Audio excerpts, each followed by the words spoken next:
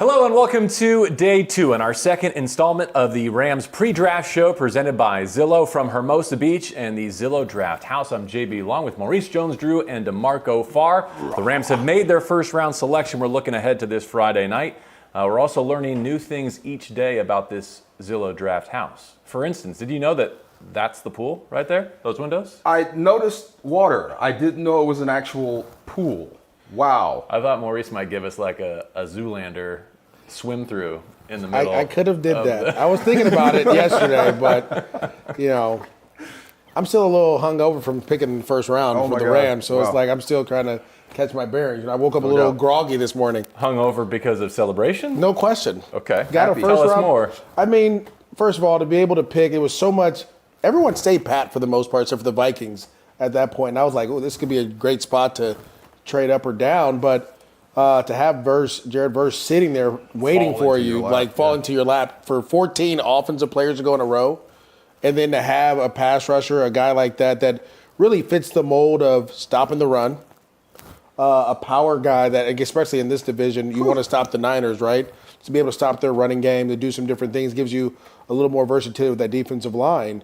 I was like, I had to keep my composure on TV because I didn't want everyone to be like, oh, he's being a homer. But really deep down inside, we were raging until 2 o'clock in the morning. Now that you got your born and raised gear on, you can say what you want to say. Yeah, I can do what I want to do, yeah. Last time we talked to DeMarco, he was chanting defense, defense, defense. But I like the way he just framed it, right? You're talking about an edge rusher. And the first comment he made is holding the point of attack against the run. Oh, no doubt. And you're talking about San Francisco and obviously Christian McCaffrey. I mean, that's job number one. If you want to win the division, you got to stop them. So having an edge is definitely important. But you saw the smile. And I can't be the only one that thought about this, right?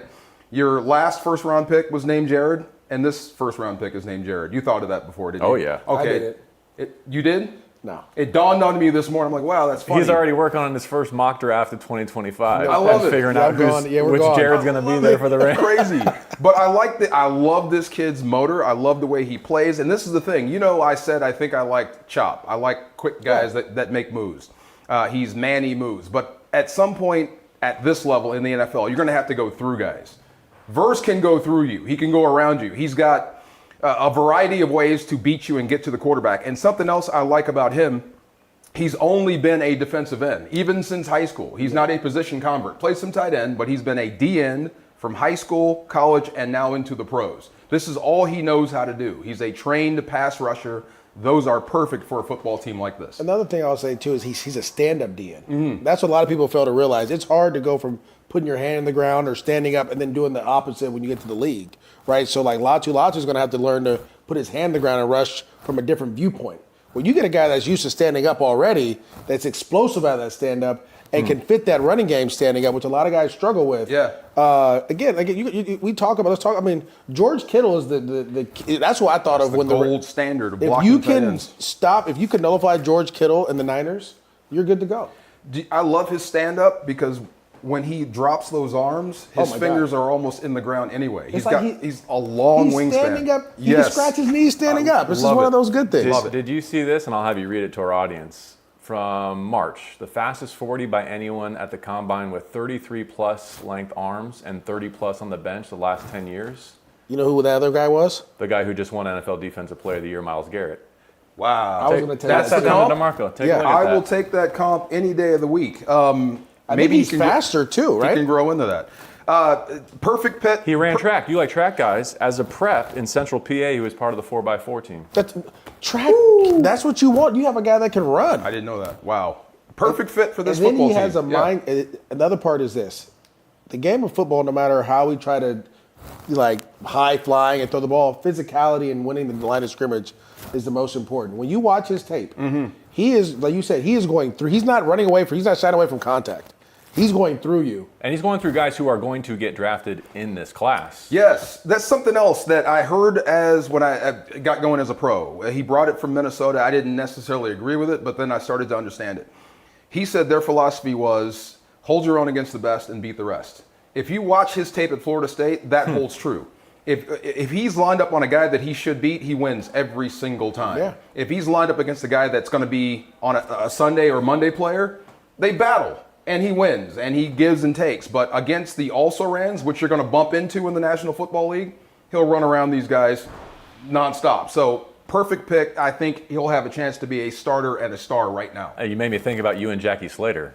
Oh, gee. See, he thought I was just Joe Bag of Donuts, so I had to keep coming back. Tried you. Oh, my God. He almost But you're knocked trying me to out. hold your own. Of course. Against the best. But I'm not backing up. I No. mean, I got a concussion and a black eye, happens. and my throat is sore, but I'm not backing Still? up. Oh, yeah, my God, right in the throat. First T-Far, time. let me ask, when Sean McVay says last night, he's going to be an outside linebacker for us. He's going to come in and play that position, but he has the ability to reduce down and go over a guard. What does that mean for you in the context of Byron Young, Agent Zero, Kobe Turner, what the Rams have in-house already? What did they call that? A NASCAR. NASCAR, when you have 4 defensive ends. So in an obvious passing situation when they're not going to give the ball to Maurice Jones-Drew or the like, and it's time to rush the passer. You get your 4 best pass rushers on the field. So if that guy can bump down from a wide 9 or an end position onto a guard and still be effective, think Micah.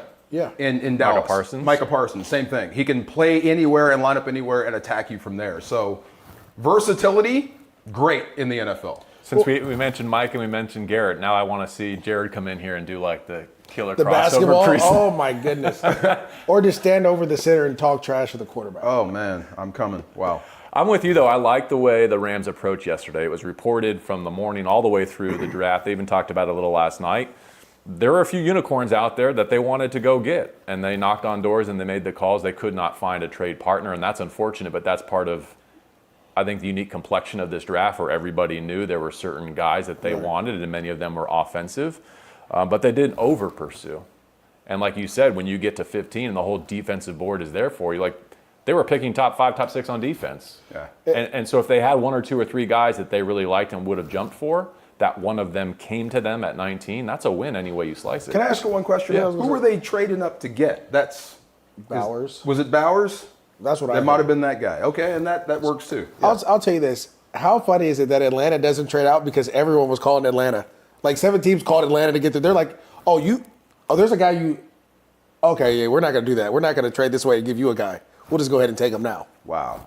How crazy is that? Wow. I'm still shocked by that pick. I'm Yeah. happy. He's a Husky. Great. But I'm still like, wow, But really? this is the Did you thing, just though. sign Kirk Cousins? If Yeah. 7 or 8 teams are calling you to trade up to your spot, Yeah. you know there's somebody they're trying to go get. It was either Bowers or Penix at that point. So it was like, yeah, we're not going to go ahead and give this kid away, especially if we like him. Yeah. But it's just so funny how everyone thought that was the spot that the trade was going to happen, and then people tried to get there, and it was like, oh, no. No, we're okay. I thought it was great to swim in first-round waters again. That was fun. That was a thrill for me last night just to be affiliated with the Rams, to be a part of it. Here's the part I don't like. It was easier for me to stomach the competition getting better on day one when the Rams weren't even playing on Thursday nights. But now that they're in there on Thursday nights, I'm like, man, Marvin Harrison twice per season. Keep going. I'll say this because I know you're getting Who's the Byron other Murphy guy? to second. I would have loved him as a player with the Rams, right? But I would have worried for him personally about being the guy coming in off of Aaron Donald's Hall of Fame career. You're talking about Murphy. Drafted in the first round. Like, I'm There not going is to say pressure. I'm not going to say Yeah. it would have been unfair to him. Yeah. But there's pressure there. There's pressure there. Yeah. I wish he just would have been somewhere outside the division. Okay, if you were fans of the Pac-10 or Big Ten back in the 90s, you might have heard of Steve Edman. Steve Edman Sure. was a D tackle at Washington who went number 1 in the draft, and I replaced him. You want to talk about big shoes. So the first time a running back went for over 100, they blamed me, not the defense. Right. I'm not Steve Edman. So I get that. But I think Byron Murphy is very secure in himself, and he can just be himself and play his game, and you'll start to love it. That AD shadow is going to be on everybody forever, No, not necessarily. no matter who comes in. Yeah. I just think that first round pressure is different, right? Because AD retires and you come in, and it's not like you're going to wear it 99 or anything, but it's going to be like, that is your spot. There's no one there. There's spots vacated. You're going right in. There's an expectation, right? Definitely. And if you don't reach said Unfair expectation, expectation. Yeah. And if you don't reach it, all of a sudden you become a bust right away. And it's the conversations. We're in one of the biggest media markets in the country. Oh, they're going to pick on you. But So- that's what I mean. You have to play your game. You admit that Gerald McCoy went through the same stuff. Tampa Bay, yeah. Put Pro Bowl years together, and they still said he was a bust because Right. he wasn't Warren Sapp. Wasn't Warren. But I mean, if you know what you're looking at and you care about wins and losses, then all that stuff goes away. So I'm with you on that. But I am definitely, when I see that Byron Murphy is now in Seattle, that is scary. when I see that Marvin Harrison Jr. is in Arizona, that is a problem you have to solve because that's not going away for 10 years. And Ricky Pearsall in San Francisco now too, although we see someone's going to go out that I was side also door, right? upset that we didn't get Byron Murphy because I wanted to see the big guy jump in the ocean. He was about to. I was ready. If I jumped in, then you're swimming in that pool there. I didn't say that on the show. That was your first thought. Yeah. When Seattle took it, my first thought was, good thing the Rams built this offensive line guard to guard the way they did. True. Absolutely. Look, he's going to get nothing but better. And help me, what's the kid in Philadelphia? When we saw that little bear cub, what he can do without knowing what to do. Eventually, in 5 years, he's going to be unstoppable. Same with this guy. So you're going to have a plan. That's the problem with the draft. Arizona also went and got another defensive end who is 294, stand-up outside linebacker that can play defense from Mizzou, who has the ability to slide inside as well. So, I mean, when you look at the totality of the draft, it's kind of like only one team I would say messed up. There's only one team, and that's the Buffalo Bills. Everyone else did what they were supposed to do. You're defending the Falcons? Oh my! Again, JB, if there's nothing not to like about insurance. Yeah. I have to have insurance. I'm gonna have to hedge my bet. I can't pay a guy $100 million coming off a torn Achilles and be like, if this doesn't work out, we're done. In a winnable division, I have to have a guy that we can groom that has a chance to play and help us win still. But you paid that guy $100 million guaranteed. I know. But how many quarterbacks played last year in the league? All right, the last couple of years, you're Yeah. right. You think about it, like you got to have a second guy. I just, not to get too far down this pathway, but the Mahomes thing is an instance to itself. You can't compare anything to what the Chiefs did with Mahomes when they had Alex Smith. The Green Bay one is the closer comp to me, and I would ask Packers fans, like, are you okay with that even today, having seen Jordan Love's best? Because we were there in the middle of last season. There were not too many cheeseheads that were like, "Oh, thank goodness we drafted Jordan Love for the post Aaron Rodgers era." It took a couple. It took our game, and then a couple play games after that, and then they were like, "Oh, hey." It'll be nice to see the Packers in Los Angeles and not in Lambeau this year. Exactly. Speaking of the schedule, how about the trip to Chicago to face Caleb? How about the trip to New England to face Drake May? Possible Drake May. I think Jacoby Brissett wins that one. I personally do. It depends where it is on the schedule. True. Oh, schedule release is coming up. As much as I like you draft. love this. See, look at you. You get all fired up. Yeah. All right, day 2 of the draft. There's no way. There's no way they go defense, right? Well, first of all, let's lay it out. They got 52 today, so about 20 picks into the first round, 83 and 99 overall. That's a special comp pick for Raheem Morris getting hired in Atlanta. If there's a starting grade, defensive tackle, corner, receiver, could you see the Rams coming up and starting their day a little bit sooner? Like if they're both on the board at the same time, DT receiver, they're both graded the same. Well, just based on what we said about how you probably take the receiver. You gave your defense a top flight talent with a first round pick. Your second pick is probably going to be for the offense. I'm just saying the Rams don't look at it as like first round grade here. They have a vision and a projection for what that player can be on day one and could grow into.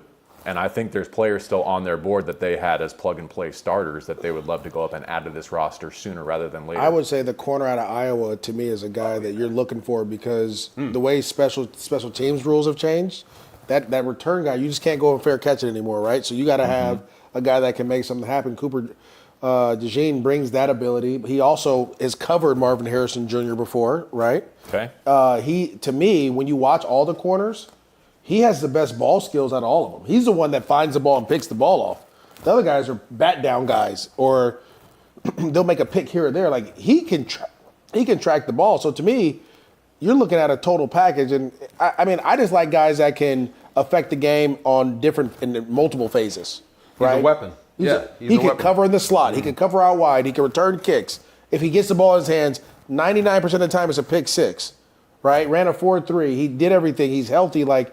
To me, if that guy falls past 10, we got to come knocking and go get him. And because again, do you even see him as a corner though? Because I've seen him comp to more of an Eric Weddle as a safety. Pro. Yeah. Okay. I think he's a corner. Or in today's zone NFL, corner. I think he's a zone corner. Yeah. He may play some man to man, but I think in zone again. I just think I always think of when I'm on defense, I think of takeaways. Who takes the ball away? Right? When Jared Verse hits guys, the ball comes out. I want a corner that goes up and picks the ball off. Tre'Davious White, he's an interceptor. He gets the ball, right? And so you want guys like that. Darius Williams, when he was playing here at a high level, he was picking the ball off a lot. So that's what you want. That to me is what I'm looking for. See, this might be the homer. I still believe that guy exists. I still believe the Triple Crown Cooper Cup still exists. Yeah. That might be the homer. But yeah, I hope Darius Williams. But here's the thing, right? Right now, as you said, you still have a big, fat, gaping hole in the middle of your defensive line. You really do. You really need to put some bodies. I'm so happy you got the edge guy. But remember, Byron Young and Michael Hoyt started every single game. There's experience there. You still haven't replaced the hole in the middle of your defense. There's a big Receiver, guy out there. DT, I get you want a new toy, but you've got to fix that back right tire I agree first. with you, and the Rams have shown a willingness to spend extra draft capital to go up in the first round. Well, now here on day 2, it's not as expensive to move up. They have 10 picks left. Are there 10 spots left on this 2024 roster? I don't know. Now, not every draft pick gets a roster spot. That was just unique to the 23 class. But I'm saying that they could use some of what's in their arsenal to move up today. There's also a gap in the 4th round. Remember, last year they created a pick in round 4 by trading back. So, Okay, so right now, I'll ask you guys this. This offense, the way it's constructed, can you go to San Fran and score? Yeah. oh yeah. Can you stop them? Exactly. It was never, but it's never been about stopping. Can them. you stop? Can you slow them down without Aaron? Exactly. I'm just going to say this once. I'll leave it here, I promise. This pass rush is an Aaron Donald away. You give me year 2, Agent Zero, the rookie they just took, Yeah. Kobe. Are you making a pitch right now? No, I'm right there to the I'm just camera. saying, all those years is like, we got to give Aaron Come some on. help. I'm like, I think he says Aaron. all of a sudden I'm saying, well, Aaron could have some help right here. You know? Heck yeah. You never know. That hamstring may feel good. Man. I do believe that there's D linemen that you can take to fill what you're expecting. I don't know if you're going to get the same pass rush as a Byron Murphy or guys like that, but you will get gap eaters, right? Body guys that hold up. And that's what you need at the end of the day. And those interior guys. Where's the next Greg Gaines? Right. Where's the next Sebastian Joseph Day? Perfect. Something like that? Absolutely. Yeah. Yes. And even maybe somebody that could ascend to the top 10 of his position and not just be a space eater, actually be a threat, like Kobe Turner. Turned into a threat right before your eyes. That could happen again if you get the right guy. I think you were right to point out special teams, though, too, because, one, it's the biggest area of growth for this team year over year. It's been an issue, and I'm not saying, like, go get your kicker here, though I do think they could come away with a kicker before this weekend is through. But because of the rule changes and because of the deficiencies the Rams have had kind of in the back end of their roster, filling some of those spots, I do think you start considering what other roles these rookies could play, right? And especially as you get into tomorrow, we're not going to talk before tomorrow's draft, but back in the day where they were going really good on special teams, they were picking the Nick Scotts of the world to come in and be special teams aces. And I think that's, now that they have the full complement of picks again, that's where they could be late today, early tomorrow. It just takes me back to the Giants game last year, right? You had that game in control. It was a punt return. They ended up scoring to the house and kind of got out of whack. You had to get back, right? So, like, to me, I want that guy. I want to have a guy that can do that. Again, I think, again, I'm going to talk about. So what is that for? Let me just ask, though, is that could be a receiver, it could be a corner, it could be a tailback? Yeah, it can be anyone that has the ability to return kicks and that can produce on one side of the ball, or two sides of the ball. So, to me, if it is a running back, if it's going to be your number 2 guy, then he has to be explosive, right, in the return game. If it's a receiver, you got to be able to be on the field. I just don't want a guy that's just going to return kicks. I want you to be able to be on the field and make plays too. And the big guy. I mean, remember a couple of years ago, Cooper Kupp was returning kickoffs and punts, right? So you want a guy that can do both of those, and that's what you're looking for in this draft. If it is defense, sometimes you may get lucky and you get like a linebacker, safety type that can do it. But I just think when I look at the draft, the best guy that can fit all that right now is DeJean from Iowa. Like, he won games. First of all, they didn't score many points in Iowa. I mean, they were winning games 3-6 at some point. And 10-6, and then they called his punt return back after he won the game for him. Wow. That happened a couple times. So to me, you have a guy now where you're like, yo, you can be explosive enough to help our offense start above the 30, above the 40, right? It would be nice. It would be nice. And then you can help us on the back end. It would be nice to have a guy that could put the ball in the box from anywhere as a returner. I would start with going to cover first, and you still need bodies for that as well. But have you? Absolutely. Bro, he covers. Like, I know I was surprised he fell out of the first round. Like, to me, watching his tape compared to some of these other guys, he had the ability to be a top 15 pick. But again, who am I? I have a follow. Who am I? I have a What do follow-up I question know? for you on that subject after the show. Okay. All right. Okay. Yeah, Just want to no dig in a problem. little bit. I want to keep going here because we have at least one more big picture topic to get to, and that is you ran into Davis Allen down on the beach yesterday, right? Man. And that got us That hurt. thinking. This is the time of year where we're all obsessed with college players and what they Yeah. can be. Last year's draft kind of skewed our perspective in terms of usually the vision is for year 2 and beyond, right? Like year 1 to year 2 is where draft picks take the biggest leap. So let's just quickly revisit the rookies that have not solidified starting roles on this Rams roster yet, who might be ready to take that year 2 leap. I'm talking about Nick Hampton, who now has even more competition on his edge. I'm talking about O'Shawn Mathis in that same category. Desjuan Johnson, Mr. Irrelevant, showed up big in San Francisco and down the stretch. And then Davis Allen. Among those names, any others stick out to you as guys who you think, okay, I'm willing to wait another few months to see what a second OTA, second training camp I does noticed for he this didn't have player. Puka on that list, right? How do you take a bigger jump than that? Can you take a bigger jump? What if he does take a big you jump? can take a bigger jump. Oh my God. Eliminate Puka's the already- drops. He's already introducing Gunna No question. on the beach.